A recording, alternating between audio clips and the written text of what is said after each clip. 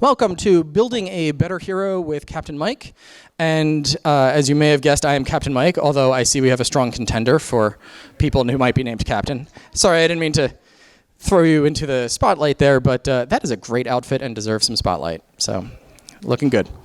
But yes, this is Building a Better Hero with Captain Mike, where I will be addressing such issues involving building character within role-playing games, both primarily from a player perspective, but I think DMs can certainly take this and apply that to many of their own character ideas as well.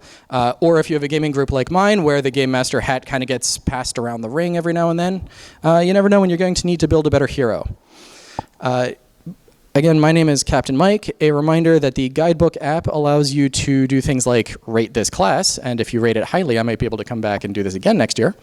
But also, if you wish to message Liz D, Liz is my faithful assistant who will be happy to read off any questions if you are feeling too shy to raise your hand or call them out or whatever like that. I'm fine with that.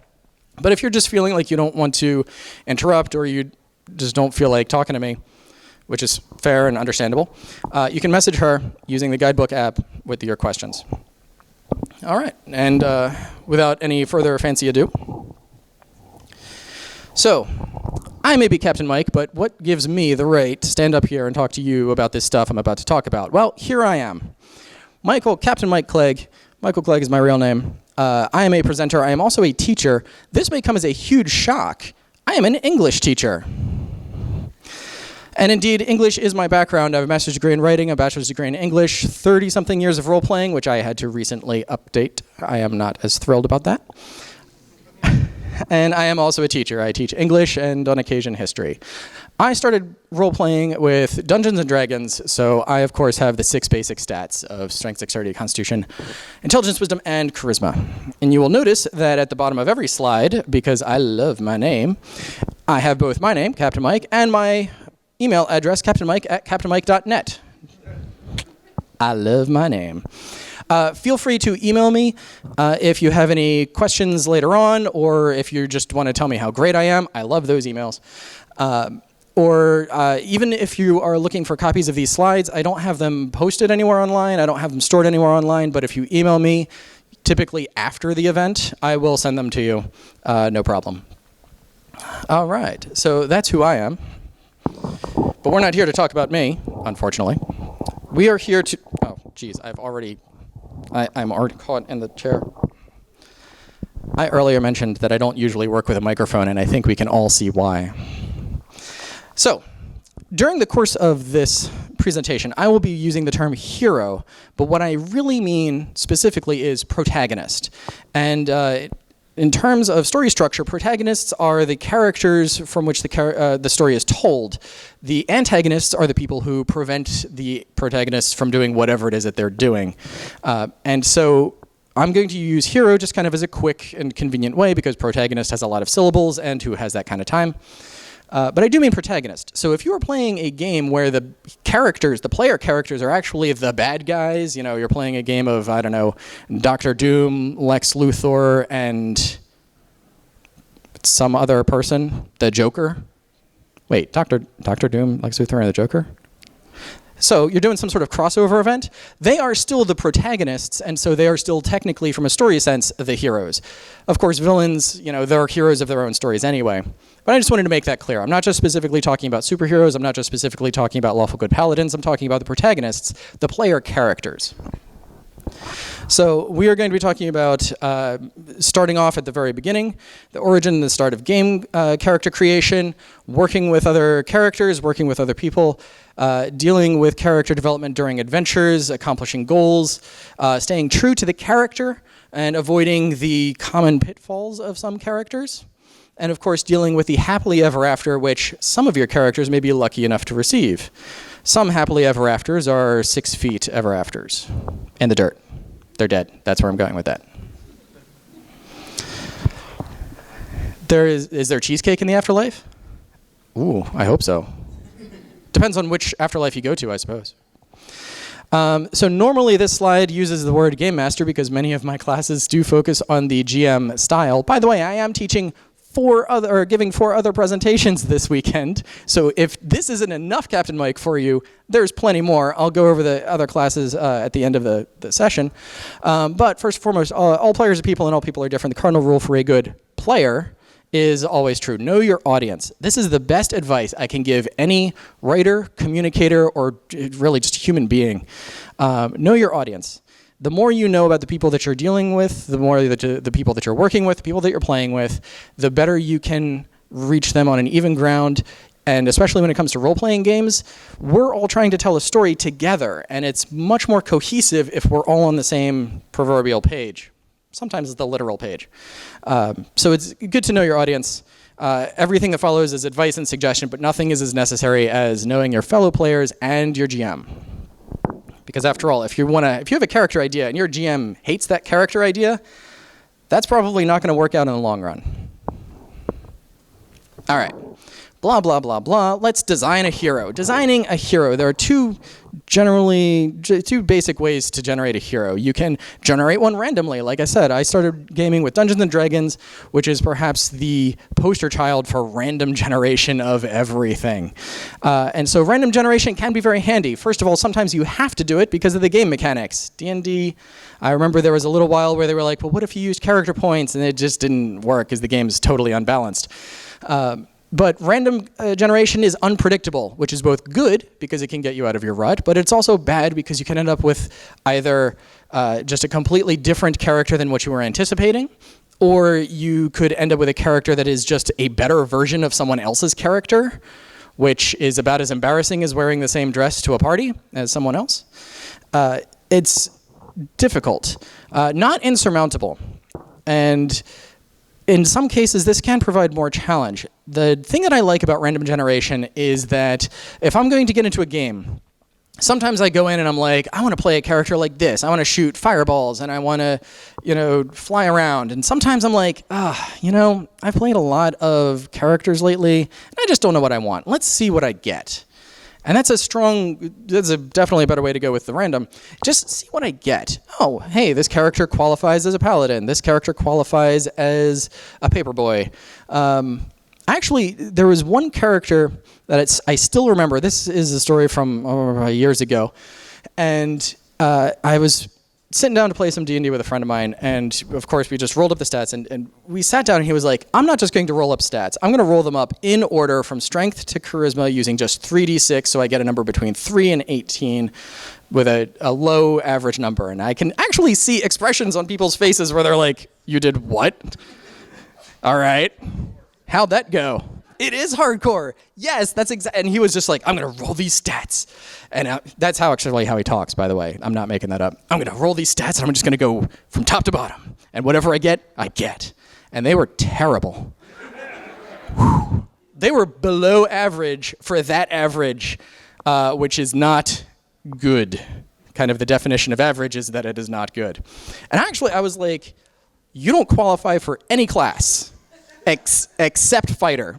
Because fighter has the lowest requirements, borderline none, and he almost didn't make that. And he was like, no, let's do it.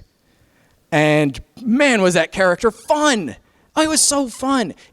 He became the classic story of this character who he wanted to go out and he wanted to be an adventurer, he wanted to be a warrior, and he just wasn't really built for it. So he had to be really clever. Every fight was a struggle. And when he was paired with other characters, they outclassed him easily, handily, and he still held his own because the player was like, okay, his defining trait is that he just will not give up, even when reason dictates that he should. So he was going on, and he built the storyline as we went. He wasn't just looking to be a warrior. He wanted to become a paladin. Not a chance. For those of you who remember 2nd edition Dungeons & Dragons and the rules for stat increases, he would have needed something like 16 or 17 wishes to make paladin. He was not making paladin. But within the setting, he joined the paladin order. He was, of course, not ordained as paladin or anything, but he joined the church. He adopted the requirements of it because he's had a lawful good alignment anyway, but he was still trying to do it. And it was amazing. Every adventure, even the simplest ones, were these epic struggles because he was just trying to do something that he was not built to do. And on a certain level, isn't that really what life feels like on a daily basis sometimes? Just, my body wasn't built to do this, but I guess I got to do it anyway. And then you do it, and you're like, I can't believe I did that. If that character hadn't been rolled, there's no way we would have chosen it. In fact, many systems that use character points or power points, whatever you want to call it, you actually can't. Like, you can't be below average because unless you're deliberately dumping points out the window and just not spending them, you have to be at least average. So there can be a lot more fun involved, there can be a lot more challenge involved. But what it does take is the mentality that you're going to go with what you get and just see how it goes. It is kind of tough if you're going into a randomized system and you're like, I want to play this kind of character, and then you roll the dice, and the dice are like, no, you're not. That can be tough. Although some GMs, like me, will let you re-roll or bump stats or whatever. But those are the advantages and disadvantages. Likewise, constructed characters that use points or dots or however you want to do it, sometimes, again, the game mechanics only do that sort of thing. You can make what you want, which is very handy. If you're coming into a game and you're like, I want to play like an archer kind of a character, you can be like, okay, just spend your character points on archery and bowyer and fletcher. I don't know why those would be 3 different skills, but whatever. Maybe it's an incredibly involved system. I don't know. So you can make what you want. You can create a kind of a logical structure so that a character who is very sociable, has a lot of social skills, and doesn't randomly have some other stat that is wildly out of whack, like either incredibly low or incredibly high. You'll always be on par with other player characters because you're all building out of the same character point system. So unless you're deliberately spending your points in a way that make you highly ineffectual for what you are trying to do, and who am I to judge, you're going to be on par, at least in some significant way, with the other player characters. And when you're doing this, sometimes you can make a character, or sometimes it's easier to make a character that is more fitting with the setting and more fitting with the expected storyline. And they can be very fun to do those things. So depending on what it is that you're looking for and what the system allows, you may do a constructed character, you may do a random character. Some systems like Villains and Vigilantes actually combine the two, where you randomly choose the skills and powers that you get, but then you use character points to assign the power levels of them.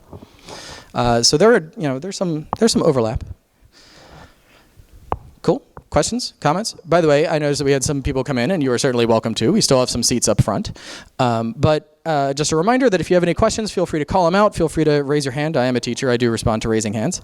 Or you can use the guidebook app if you're feeling very shy, and you can message Liz D, and she will happily read out your messages. All right. Moving along. All right, so we've made the character, but a character is more than just 6 stats, or however many stats your system uses. We need an origin story. I didn't know that origin stories had sound effects, but cool. You need an origin story. Not just superheroes get origin. Everyone knows that superheroes get origin stories. Oh, how did you get your powers? Oh, I was playing a video game and then I was bitten by a radioactive Pac-Man. Whatever. I'm not here to judge your storylines. Later, I will judge your storylines. But even like you're just ordinary like characters, they need origins, they need purposes. If you're playing D&D, what makes a person decide, farming is boring but safe, but what I really want to do is try to kill something before it can kill me and then be forced to eat it afterwards because I haven't seen the sun in a week. They don't put that on the wanted poster when they say 50 gold per goblin kill. But at the same time, the backstory does not have to be complex. Oftentimes, of course, the classic D&D characters, what are you looking for? You're looking for treasure. Why? Because money is great. Well, you can fill in some of that backstory just with a little bit. Well, why do you need so much money? Well, because my family comes from a long line of farmers who are they need money. They're farming dirt. So, you get your money, you send a little bit home, you spend some more on some outrageously tacky gear to take into the next dungeon. You have a purpose. You have a goal. And speaking of goals and purpose, that is actually our next bullet point. Having goals kind of ties into that. Where a person is coming from and why they're doing whatever it is that they're doing is often linked to whatever their ultimate goal is. Some goals are simple. I want money. Okay, cool. Some refinement to that can be helpful. How much money? All of it? Most people don't actually need all of the money. And if you have a strong idea of how Economics 101 works, you shouldn't have all of the money because then it's worthless. But if your goal is to get all of the money, well, what drives a person to get all of the money? Is it just about having enough money? Is it about like a mindless sort of a greed? Is the person actually a dragon? Again, your character is your character. But these kinds of purposes, maybe it's just enough money to make sure that the homestead isn't lost. Maybe it's just enough money so that way the person feels like they're safe. Or maybe the person is like, I always wanted to build a castle that overlooked the miserable village where they bullied me so that I can throw rocks at them when I'm bored. Hey, castles ain't cheap. And of course, money is not the only goal or purpose. That would be ludicrous. Some people are like, hey, I became an adventurer to get out of my miserable backwater town, and I want to go see the world, and the best way to do that in a fantasy setting is to kill some orcs and raid some dungeons. That's what you do. If you're dealing with people like superheroes, the goals and purpose is almost integral to their origin story. Whether they're trying to find out who was the person who murdered their parents in a back alley, or they're trying to avenge the idea of their dead uncle or aunt, or they're just trying to help make things better in whatever way that they can because they can't stand by idly while they have godlike power given to them by, I don't know, a yellow sun or something. Whatever. But having that sort of purpose helps drive a character. This is a good time to start checking in with your GM, by the way. Because if the goal of a character does not jive with the adventure that they have planned, right before the adventure starts is not a great time to spring this on your poor, unsuspecting game master. I've actually had games that started where the adventure hook came out like I was fishing in the world's smallest kiddie pool, and the characters literally said, nope, and left, forcing me to come up with an entirely new adventure based on their goals that had not been previously stated. Not thrilled with that one, but we made it work. So goals and purpose, these can help drive a character. Think about the things that drive you. I mean, not just chauffeurs, but what are the goals that you have? Do you want family? Do you want money? Do you want solidarity, fame, fortune? Do you just want justice? Do you hunger for justice? Justice. Character arc projection, this is also a good time to kind of think, okay, so if my character comes from this place and they're trying to get here, what is the likely arc that they are going to encounter? Do they have any flaws that they have to overcome? Maybe they want all of the gold in the world, but all of that comes from a strong sense of insecurity because they were orphaned. I'm not a big fan of the orphan backstory, by the way. I like characters that have families. I have GM'd for so many orphans, so many orphans, so many dead parents, so many families razed to the ground with their farms. And I'm like, you just didn't want to fill out a backstory. Of course, about 50% of my characters are the same, so. Yes, question? On that note about preferring players who flesh out their families, in a recent campaign, one of my players does have a healthy family dynamic. Ooh, a healthy family dynamic.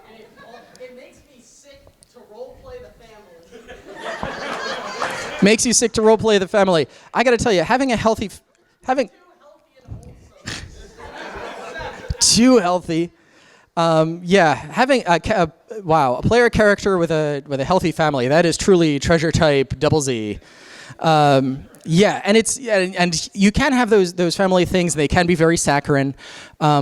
I've also had families where I had to play an entire family of people who got along well, and I got to tell you, I had to really reach for that kind of the part inside of you where you're like, how does a person react to this situation? I'm like, everyone's nice and healthy and relates well to each other. What does that even look like? Okay, just remember everything you've ever seen at your own family gatherings, but all of it was legitimate and heartfelt. It's okay, my mom doesn't know how to access these recordings. And it can be very saccharine, but that can also be really fun because then you do like this saccharine home life, and then like the next day they're out fighting like Xanthar, who wants to like annihilate the planet because he never got a puppy as a kid. And so you can actually build some really nice character designs, and we'll talk a little bit later about nemesis and mirrors. And so you can use that as a strong mirror to like the shattered families that create villains. Not to say that villains can't have quite healthy families. I mean, some of them are real go-getters. But yeah, that's kind of interesting. I have a couple of old friends that I still game with, and I am always amused to play the wife or the romantic interest, because I get to look my 20, 30 years of friendship friend in the face and just be like, what would life be without you? Give us a kiss.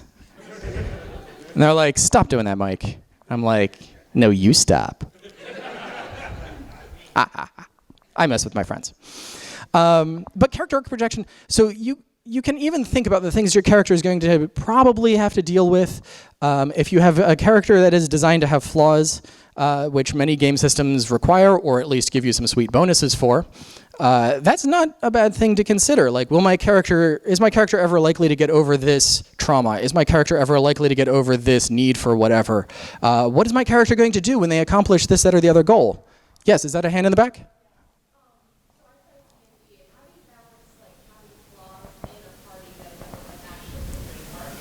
Well, if it doesn't hinder them, then it's not a flaw. I took that straight from the White Wolf Vampire the Masquerade 2nd edition one. If a flaw is not a flaw, like if a flaw is not hindering, then there's no bonus because there's no hindrance. Or you go out of your way to make it a hindrance. So if you have a character, maybe their flaw is something like, oh, they take 10% more damage from illusion magic, Mike? Illusion magic doesn't traditionally cause damage. If they're 10% more susceptible to illusion magic, there might be 10% more illusionists in that particular villain lineup than you might normally find. Or if you have a character who is a compulsive liar, then I'm going to make sure that those social situations are role played out and have ludicrous endings. But if it's straight up like I see a player is trying to take a flaw to get the points, but there's something about their character that makes it not a flaw, they're welcome to take it, but it's not worth any points. And when you're building characters, you should be aware of that as well. Min-maxing is the common phrase for minimizing flaws and maximizing advantage. And a little bit is fine because you're kind of just tweaking the system to make sure you get the bonuses a little bit here and there. But if you min-max too much, you're not really creating a logical character.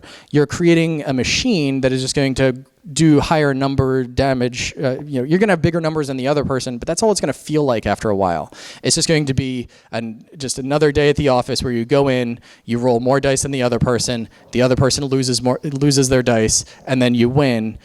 But there's no character, there's no soul in it.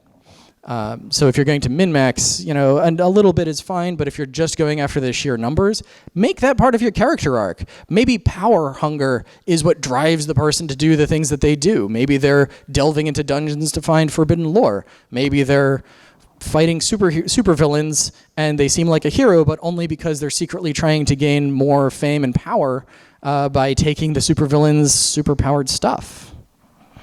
Was there another hand in the back? Question? No? Yep, just, okay. Character arc projection, and simple is reasonable. It is not required to have a complicated character. And it may seem like I'm trying to layer on like all kinds of stuff, and I am because I'm an English major and a writer and generally like things to be layered and nuanced. But especially at the beginning, it is okay to just be like, I've got 6 stats and my intelligence is high, so I'm playing a bookworm. And that's it.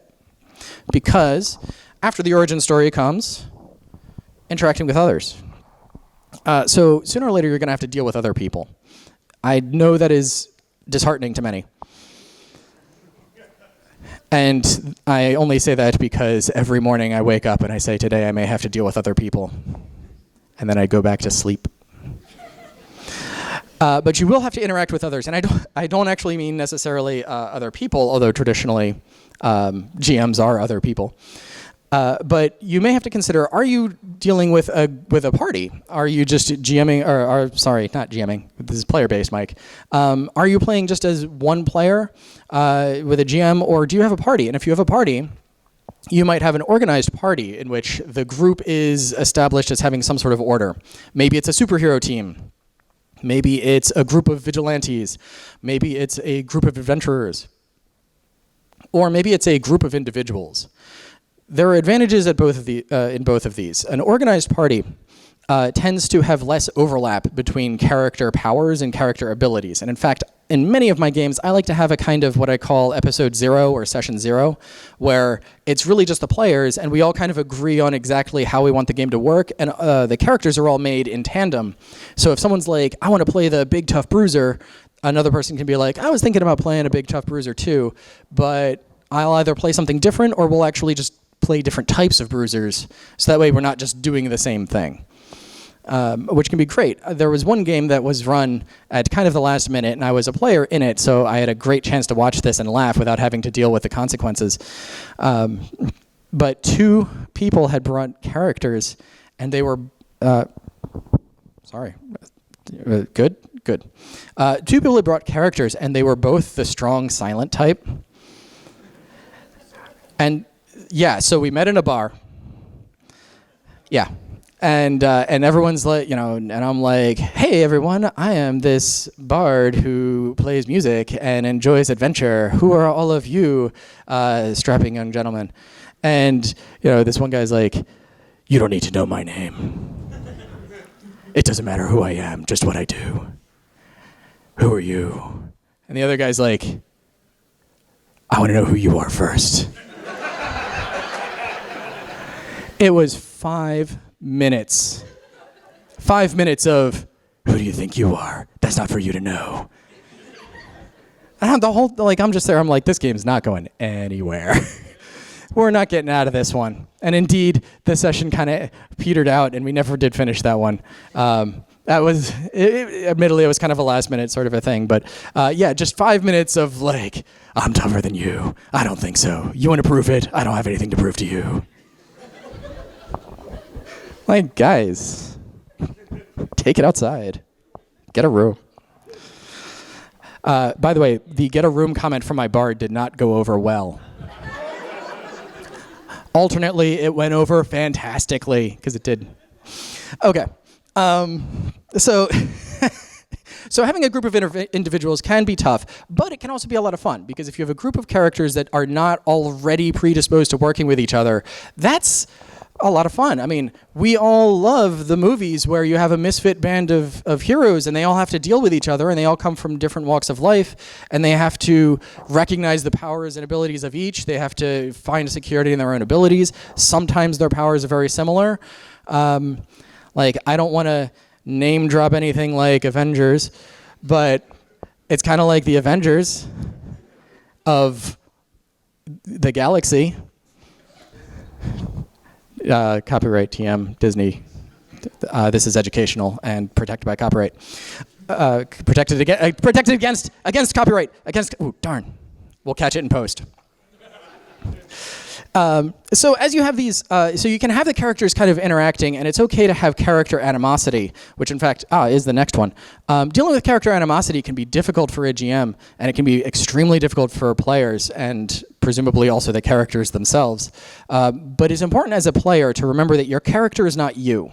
And I realize that sounds super obvious here in this lovely Riverview ballroom place. But when you're having a good friend of yours scream at you, or even worse, when you have someone that you don't know that well tell you, say terrible things to you, even though it's in character, it can be tough to remember. A lot of that kind of natural reaction kind of comes back, and it's tough to be in the moment and in the character. But it's very important to do that, because character animosity can lead to great character moments, and it can lead to great scenes, including scenes where characters do not help each other like you'd think that they would if everyone was playing from a very distant meta perspective. I was recently playing a game where two characters were secretly shapeshifters, and they had a serious problem that could have been easily solved in a second if they had just admitted to each other that they were shapeshifters, and neither one did, because they didn't want the other person to know, and they didn't know the other person was a shapeshifter and could totally be let in on the secret. And I was really proud of them. I gave them extra experience points. As you know, a GM, you have to reward your players in tangible ways with gold pieces and experience points. I've got an infinite number of those. I didn't buy him a car or anything. But yeah, and it was really nice because we all were sitting around and we kind of like knew like this could be over in a second, but it wasn't. It was the entire session trying to get around this obstacle, just because they refused to let onto their secrets, so they made things more difficult for themselves. However, oftentimes if I have players that are not familiar with each other, and if you are a player and you feel that you are not familiar enough with the other players, speak up, and it's okay to play characters that are simpatico, that are unlikely to have animosity. And if you're not comfortable with it, say, hey, can we play maybe an organized party that doesn't have a reason for groups to fight, or the arguments that we have are going to be very standardized, because it can be very, games are supposed to be fun. It can be very anxiety-inducing to have to deal with people that you like, or people that you don't know, or people that you know, and there's that thing that they did last week, and you're kind of worried that it might come out again if you get into an argument over who gets the magic item. It's a very specific sort of a thing, Mike. Oh, no problem. So character animosity can be very powerful. It can also be very hard to deal with. Yes? Ooh, question.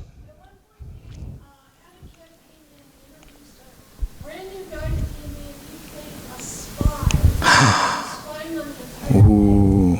Every session, we knew something was wrong. He would just like yeah. Playing. I'm repeating this because I have the microphone.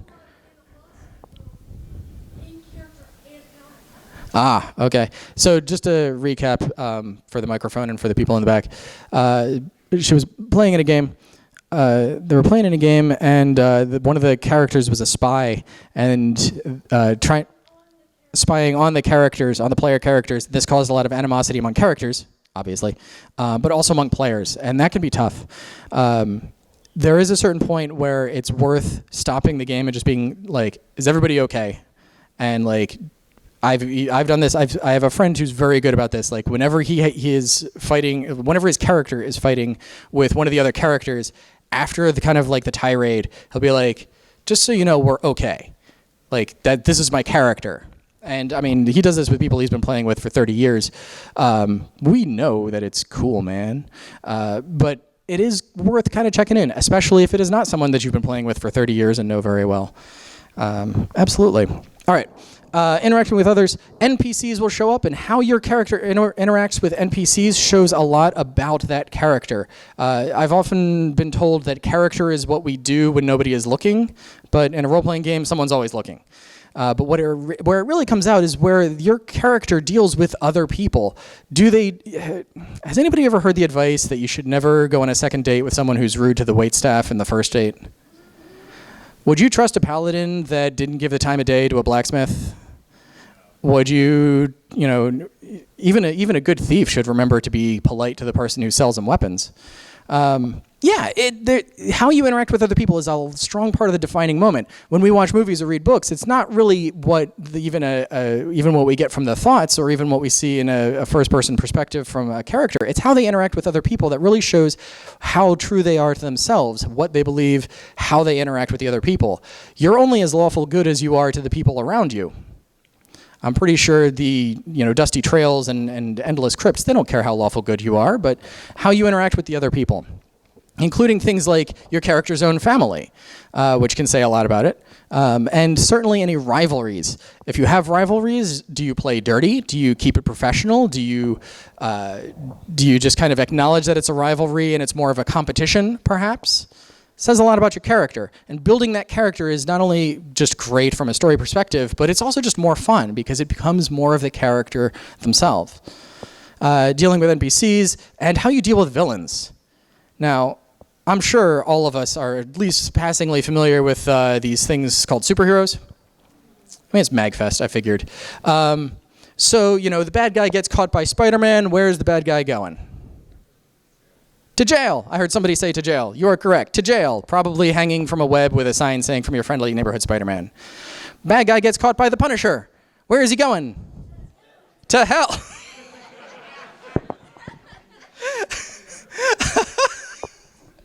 To hell.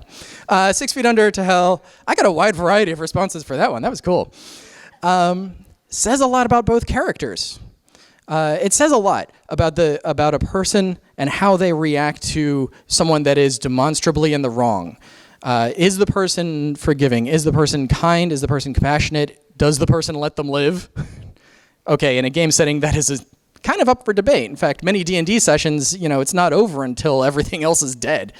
But it doesn't have to be. And it may depend on the kind of thing. Like, if you're going to go clear out a group of creatures that are absolutely evil, like, oh, we went and killed a bunch of evil undead raised by an evil necromancer, and that necromancer wouldn't stop until he was, dead twice over. All right, fine, that's not really an ethical dilemma. But then if it's like, hey, there were a group of bandits, and they became bandits because the local nobility wouldn't let them farm, and they were starving to death. Oh, well, we just killed them all because they were worth 35 experience each. What? So how you deal with NPCs can show a lot about your character. And certainly character ethics rolls into that. What I always found very interesting, and I'm of course going to use another superhero example because I'm a giant nerd. Anybody here ever heard of Batman? He dresses like a bat. He's not really part bat. He just dresses like a bat. It does sound weird. Echolocating? No, that was Daredevil. I know, right?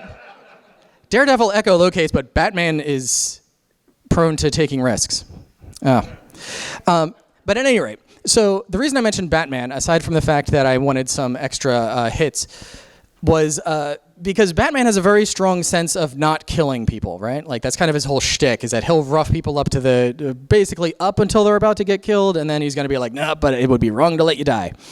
I don't know if any of you remember, especially the old Justice League 90s cartoons that featured Batman, but he demonstrably does not believe that of other sentient races because he will kill aliens in a heartbeat, which is an interesting character ethic. If you don't believe me, go ahead and watch back the episodes where they deal with the, I forget where they come from through the boom tubes. The what? The Heridians? Oh, the parademons. Yeah, the parademons. He kills those things left and right. Like, he starts off with killing them and then ends with using them as body shields.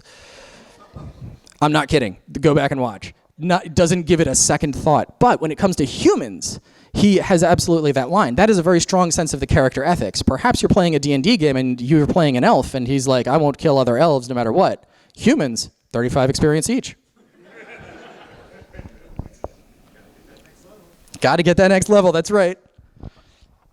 Hey, a ding is a ding, right? Yes? Where do you draw the balance on how confrontational a character should be? For example, if they just have their own goal in mind, it's just like, no, we're going here, take it or leave it. I'm not going to go Oh, that's... How much do you kind of tolerate or promote? Oh, yeah. That is a great question, and it's my favorite kind of question because it segues directly into my next slide. Actually, half of that question is actually the previous slide, dealing with other people.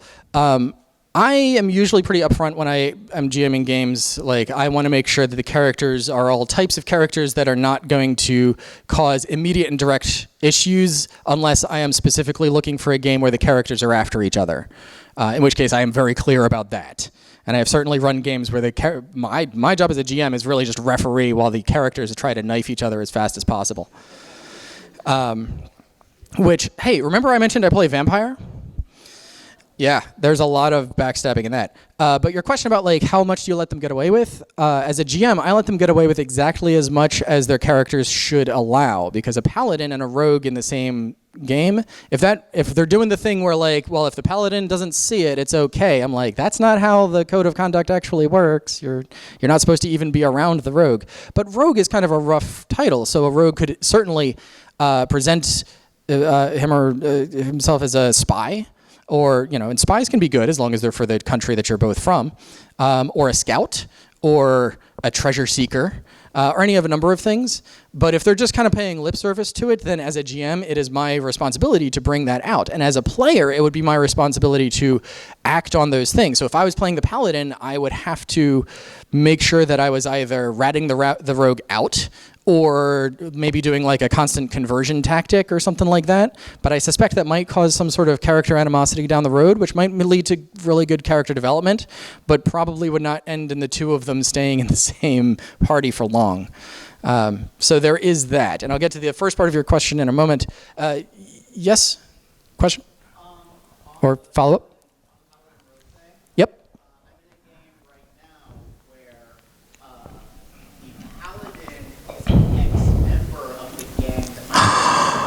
The paladin is an ex-member of the rogue's gang. So I'm just blackmailing him to keep his mouth shut. And there's blackmail. Hey, that's one way to deal with it. I feel like that will shortly turn into another session where, as a GM, all I do is referee. And actually, that can be a lot of fun, where like you have an adventure where the two of them have to work together, and then at the end of it, there's a reckoning, and they both know there's going to be a reckoning. There's a lot that can be done with it. But in terms of the adventure itself, I'm going to move into this also because time is definitely moving on if I am not. So adventure awaits. The adventures that your characters go on could be backstory driven, which is very convenient, but not always the case. Sometimes GMs are like, hey, I just got this new module, or I came up with this great adventure, I want you to make up some characters. If the GM actually has an idea for an adventure already, it can be helpful for some information to come from the GM as to what kind of characters to make, and then they kind of integrate nicely. But backstory-driven adventures can happen at any time, because you might have a character whose backstory is fairly simple, but maybe there was like one small element. Maybe it was that they used to be part of a gang when they were a kid, or maybe it was that their family was all killed by orcs, and then that's why they had to become an adventurer. But then like 3 or 4 adventures down the road, hey, this band of orcs has a really familiar-looking shield insignia, and then suddenly it's personal. So you can have backstory-driven adventures, but then there are also many distractions. Life is full of distractions. I am sure many, many, many of you have goals, if not all of you have goals. And I'm pretty sure that your most important goal probably wasn't to come and see me talk today, but I appreciate you showing up anyway. And for those of you who did have the goal of showing up to see me talk today, you're the best. And I hope you enjoy the downhill roll that is the rest of your life. So there are plenty of distractions. For this, I will again turn to superheroes because it is very obvious. Batman is perhaps the best example of this. But Batman, if you remember the original story of Batman where his parents got killed, yada, yada, yada, he was supposed to always be searching for who that was. Who was that person who shot his parents? And depending on whether you read the comics, the other comics, the third set of comics, the revised set of comics, any of the movies, it could have been anyone. Sometimes it's the Joker, sometimes it's Joe Chill, sometimes Joe Chill is the Joker, whatever. But the point is, Alfred? That's actually a pretty popular theory. The theory was Alfred? It was the butler. This is a distraction. Okay. I gotcha with the meta-narrative, yes. But distractions are reasonable and they are understandable. Even if someone has a driving goal in their life, a burning passion from which they cannot normally be dissuaded, there are many things that are very distracting, and many of those things make great adventures. Sometimes you have adventures that you choose to go on. Sometimes you have adventures that choose you. Adventurer, I choose you. These are the ones where you're just going about your business. You're like, okay, I've got to go talk to Lord Noblepants because I have to pay off the orphanage mortgage before the end of the time. And then a dragon shows up, and you can't be like, listen, dragon, I know you got stuff going on, but if I don't get this money to the Lord Noblepants, he's going to shut down the orphanage and the kids are going to cry. The dragon's going to be like, you're lucky I'm lawful good. I'll be here when you get back. I understand you're very busy. I didn't want to... Lord Noblepants. Okay, but you can have distractions because certainly there are adventures that choose you. There are just cataclysmic things that happen, or even if not cataclysmic to an individual person. But you can also logically go on small adventures because maybe you will find some advantage in that. Maybe you just need the money. Maybe you need to help someone else. Maybe you're like, okay, my character is desperately trying to find out, what is the who put the curse on my family so that it can be lifted. But this other person has a quest that they need to go on to help them. And, I'm not I don't have a clear way to get to my goal yet, so I'm going to help them out first. So these things are reasonable. Now, there's a certain limit at which point it stops being reasonable. If you're like, okay, I found out who put the curse on my family, I know exactly where they are, I know exactly how to kill them, I have a magical item that has a plus 30 to hit them specifically, and they should be here in 5 minutes. But my friend just said that there's 20 gold in an old cave. I'm going to stay here, thank you. You don't split the party. Or split the party. Heck with it. Split the party. Splitting the party is, of course, never a good idea unless you've ever watched an episode of Scooby-Doo. It often makes sense to split parties. Once a party becomes savvy enough, they may become smarter about it, but I've never known a party that has ever just completely discounted the idea. Yes, question? How would you design an adventure hub for parties with large either level or power disparities? Well, I got to tell you, the first thing I would do is go to a panel called Building a Better Villain, and then Building a Better Recurring Villain, which is the part 2 of Building a Better Villain, which will be tomorrow and the next day, respectively, hosted by the staggeringly handsome Captain Mike, if you've ever heard of him. This is mostly from the character perspective, so I'm going to ask you to table that question, if you'll excuse the pun. But I will be hanging around afterwards, so I do have ideas for that, because I've often dealt with it. But I see my time is actually rolling on quite a bit. Okay, so adventure awaits. Distractions certainly can be done if they're reasonable. Developing personality. The personality that you start with as a character is not always the personality you end up with. And especially if you started a character and you're like, it's a very simple character. It's like, oh, very simple backstory, very straightforward. Like, oh, I have a sword and I stab the pointy things. This is where you get to develop personality. How do you react to situations? How do you react to the NPCs? How do you react to the things that happen? That's how you show personality. And as you make those decisions as a player, and thus as a character, and thus the character does, that personality forms up. That personality becomes more and more clear and more consistent. I had a character years ago who turned out to be a coward, because he didn't hang out with a lot of clerics, and he didn't like getting hurt, and he had an especial fear of ghosts. And this culminated, he was a D&D character, so you can imagine how well that went over. And it culminated at one point where we were in a dungeon, and the GM, I don't know why he chose this description, and I'm not making this up. I wish I was, but it's ridiculous. He came in and he said, you come into a room full of beds and bookshelves, and the beds are all made with eerie samurai-like precision. I don't know why he chose that term. We weren't like in feudal Japan or anything. But my character promptly said, samurai ghosts, and ran away. Ran away. He's not messing with samurai ghosts. Do you have any idea how hard it is to kill a ghost or a samurai? You put them together, super hard. So he ran away, much to the concern of the rest of the party, who did not run away. And we're like, do we go back and get him? And they were like, no. They needed me 2 rooms later. I, meanwhile, had found a treasure chest that had no ghosts in it. So I did quite well. Static or dynamic? Static characters are characters that discharge electricity. No. Static characters are characters that do not change. This is not the same as a boring character. A boring character is one that is predictable. Sometimes being static is unpredictable. If you stay the same, even in the face of overwhelming odds, or things that should, by all rights, make you change, and you dig in your heels, that is not predictable. That can be very interesting. If you have a character who refuses to give in and actually makes that far more of an impediment to the party, that's pretty interesting. And I'm pretty sure we can all think of probably a person that we know, where presented with an unusual situation, rather than adapt and overcome, will simply dig in their heels and try to overcome. On the other hand, the characters may be dynamic. They change over time. At the early parts of the story, the character was like this, and then in the mid parts, maybe they became more brave or more cowardly, as is occasionally the case. Either static or dynamic, both are fine. Both can be very interesting. Especially interesting when it causes problems for the characters.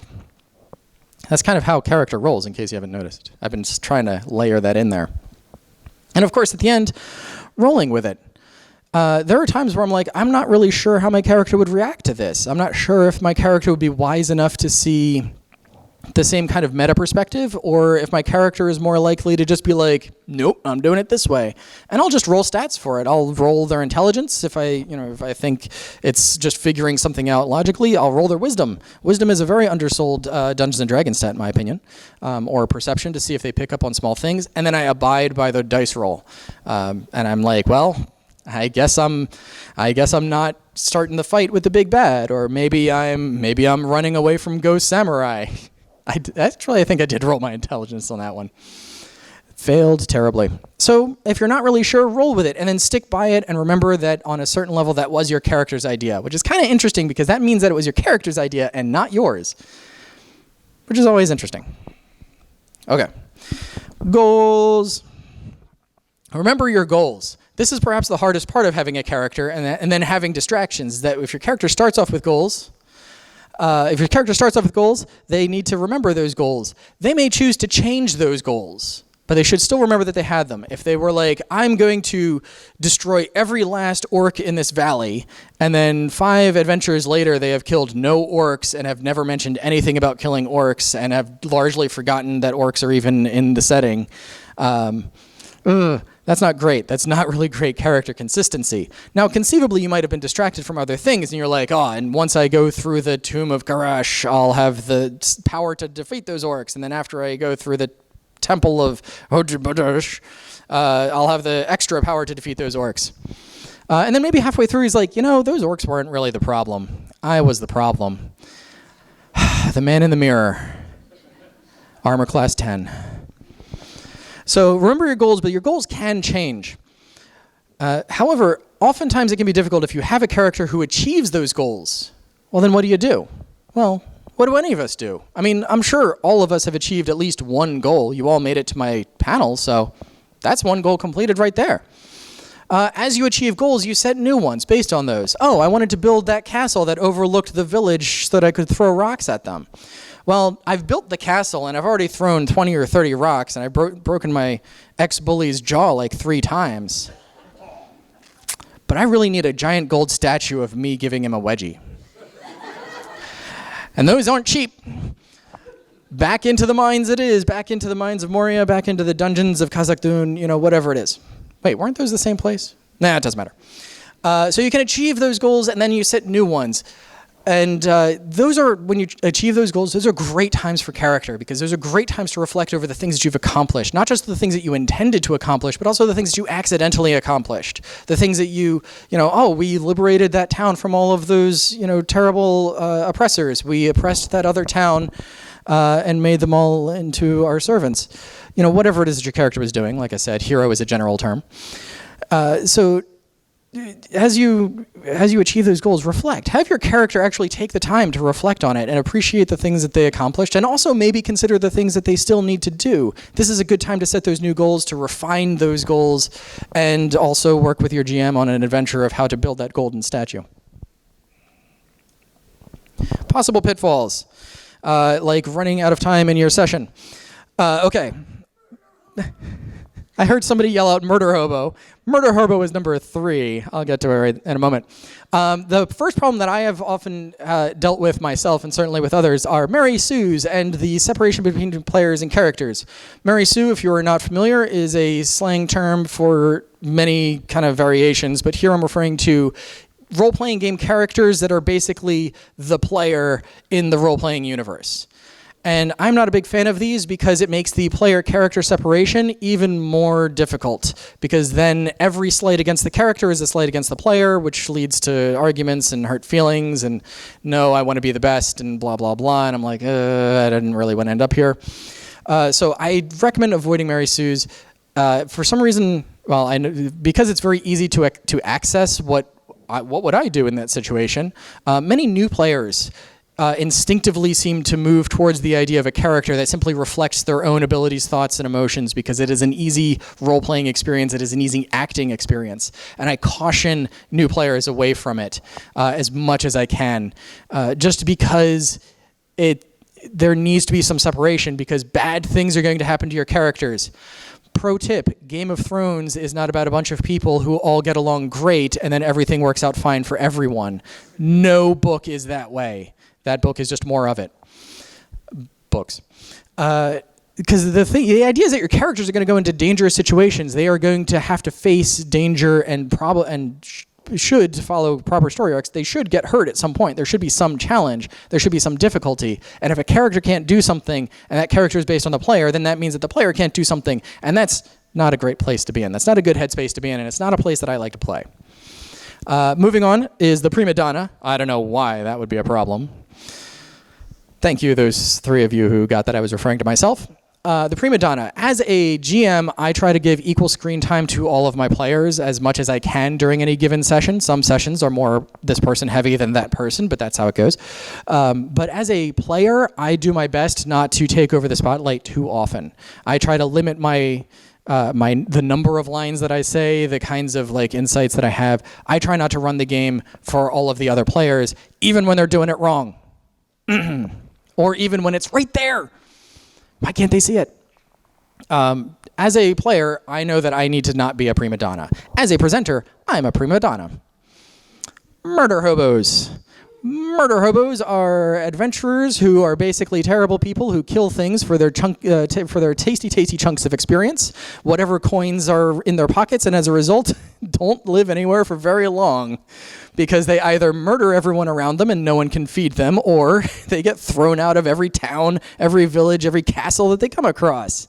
I actually do a presentation called Dealing with Murder Hobos, which is unfortunately not being run at this particular MAGFest, but maybe next year. Murder hobos are difficult.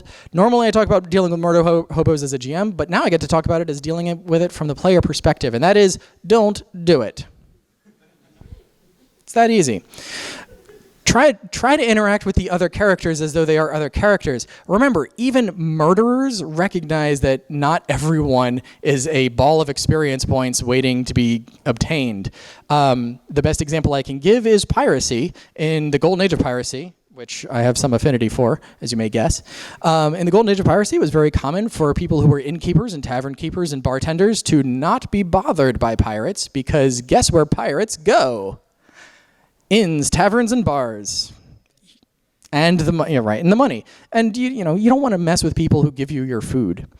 So try to remember that in a game, video games have gotten better about this, but if you kill someone, there's consequences in a role-playing game, or there should be. Or you should at least act like it. It's not like when you just kill a Whiterun guard and then you fast travel out to Morthal and then you fast travel back and everyone seems to have forgotten. Try to integrate that yourself as a player, not just relying on the GM. Copyright infringement, I don't recommend it. You may have similarities between copyrighted characters, but try to make every character your own. Even if you start with something like, I want to make a superhero who's sort of like Daredevil, make it your own, not just, and he's called Daredevil, and he wears a red suit, and he has little horns, and he comes from Hell's Kitchen. Mix it up a bit. He wears a blue suit, and he comes from the Bronx. Yeah. I would say this is a quick thing to add on to that, because I usually start with one of those character concepts, but to make it stand out, I try and look for other pieces of inspiration from other characters. Yeah, mix and match. Yeah, mix and match. And then inconsistency is something to avoid. This can be difficult because as you're going, I'm sorry, I'm moving super fast because I've only got a couple of minutes. Inconsistency is something to avoid. I know it's hard to do, especially if you game week to week or month to month, or sometimes 6 months to 6 months or a year to year. But try to remember, even make notes on your character sheet, what are the characters' attitudes, what are the characters' attitudes towards particular characters, so that way you can retain that consistency.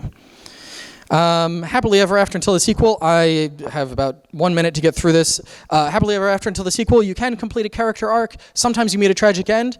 That can be a very interesting way to end a story, because not all stories are romantic comedies. Sometimes you have to have a little tragedy. Characters can totally retire. Sometimes you just say, hey, I accomplished my goals, or just I didn't accomplish that goal, but this is good enough. And you can always retire the character to start a new one, or you can have the unspecified continuance just ride off into the sunset, and they had many adventures after that, without actually feeling like you have to roleplay all of them until the bitter end. With that, I thank you all very much, because I am and remain Captain Mike. I can be reached at captainmike@captainmike.net. I will be hanging out to answer any questions on a one-on-one basis afterwards, but I do want to remind you that I do have other presentations. 2 of them are on Friday, 2 of them are on Saturday. I'm very busy this MAGFest, and I hope to see you at one or all of them.